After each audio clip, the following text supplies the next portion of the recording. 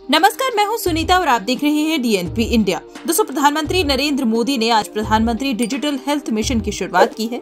इस योजना का शुभारंभ वीडियो कॉन्फ्रेंसिंग के जरिए किया गया। इस फ्लैगशिप योजना का उद्देश्य देश भर में स्वास्थ्य सेवा को डिजिटल बनाना है। इस योजना के तहत हर भारतीय नागरिक की एक यूनिक हेल्थ आईडी बनाई जाएगी, जिससे एक देशव्यापी डिजिटल हेल्थ इकोसिस्टम तैयार किया जा सके। दोस्तों, इससे पहले ये नेशनल डिजिटल हेल्थ मिशन के नाम से चल रही थी, जिसे प्रधानमंत्री नरेंद्र मोदी ने 15 अगस्त 2020 को अंडमान निकोबार, चंडीगढ़, दादरा नागर हवेली, दमन दीव, लद्दाख और लक्षद्वीप में शुरू किया था, लेकिन इसे अब पूरे देश में शुरू किया गया है। इस अवसर पर पीएम मोदी ने कहा कि डिजिटल इंडिया अभियान से देश के सामान्य नागरिक की ताकत बढ़ी है। हमारे देश के पास 130 crore Aadhaar number, 118 crore mobile user, 80 crore internet user और 43 करोड़ जन धन बैंक खाते हैं। ऐसा दुनिया में कहीं नहीं है। आज राशन से लेकर प्रशासन तक सब डिजिटल हो गया है। उन्होंने कहा कि आरोग्य सेतु ऐप से कोरोना संक्रमण को फैलने से रोकने में मदद मिली। इसके साथ ही देश में सभी को मुफ्त वैक्सीन दी जा रही है। अब तक 90 करोड़ वैक्सीन लग चुकी हैं और इसमें कोविन ऐप का बहुत बड़ा रोल है।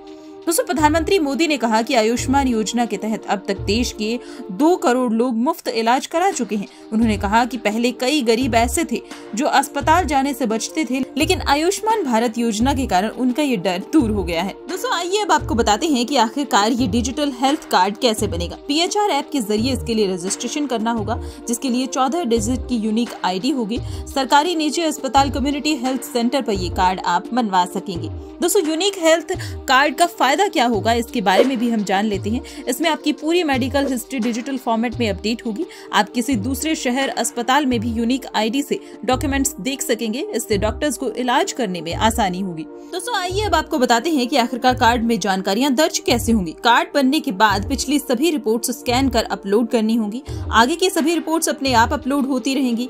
यूनिक नंबर के जरिए रिपोर्ट्स कार्ड से लिंक हो जाएंगी। अस्पताल में NDHM कर्मी इसमें आपकी मदद करने के लिए मौजूद रहेंगे।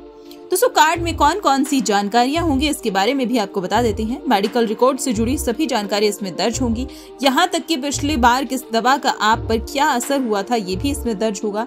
दवा बदली गई तो क्यों, ये भी इसमें दर्ज होगा। इससे इलाज के दौरान डॉक्टर को केस समझने में सहूलियत होगी। अब हमारे लिए ये बात जानना जरूरी हो जाती है कि दूसरे शहर में हमें डेटा कैसे मिलेगा।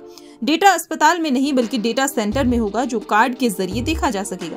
यूँ समझ लीजिए कि अगर आप कहीं इलाज कराने जाते हैं तो ये आपके लिए आधार कार्ड जैसा अहम होगा। अब सवाल ये उठता है कि क्या हेल्थ डेटा कोई भी देख सकेगा। कार्ड में दर्ज डेटा तभी देखा जा सकेगा जब OTP नंबर आप बताएंगे। दोस्तों, ID नंबर रजिस्टर अस्पताल के कंप्यूटर में दर्ज होने पर OTP जनरेट होगा। OTP डालने के बाद डॉक्यूमेंट स्क्रीन पर दिखेंगे।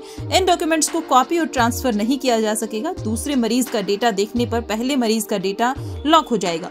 तो दोस्तों, अब सवाल ये उठता है कि तो क्या डेटा ट्रांसफर हो ही नहीं सकता। दोस्तों, डेटा ट्रांसफर हो सकता है, लेकिन तभी जब आप इसमें सहमति देंगे। जब कोई आपका डेटा ट्रांसफर करना चाहेगा या देखना चाहेगा तो आपसे OTP मांगेगा। अगर आप मंजूरी नहीं देते हैं तो डेटा नहीं देखेगा। दोस्तों, अब सबसे महत्वपूर्ण सवाल ये है कि क्या हेल्थ कार्ड बनवाना अनिवार्य होगा। दोस्तों, हेल्थ कार्ड बनवाना अनिवार्य नहीं होगा। ये आपकी इच्छा पर निर्भर करेगा कि आप कार्ड बनवाना चाहते हैं या नहीं। दोस्तों, अब एक और महत्वपूर्ण सवाल जो आप सभी के मन में होगा कि हेल्थ कार्ड बनवाने के लिए किन डॉक्यूमेंट्स की जरूरत होगी, इसके बारे में भी हम आपको बता देते हैं। दोस्तों, हेल्थ कार्ड बनवाने के लिए सिर्फ आधार कार्ड और मोबाइल नंबर की जरूरत होगी। इसके अलावा नाम, जन्म का साल, लिंग, पता जैसी सामान्य जानकारियां भरनी होंगी। आपको कोई भी डॉक्यूमेंट ऑफलाइन सबमिट करने की जरूरत नहीं है। पूरा प्रोसेस ऑनलाइन होगा। बच्चों के लिए भी सेम प्रोसेस से ID बनेगी।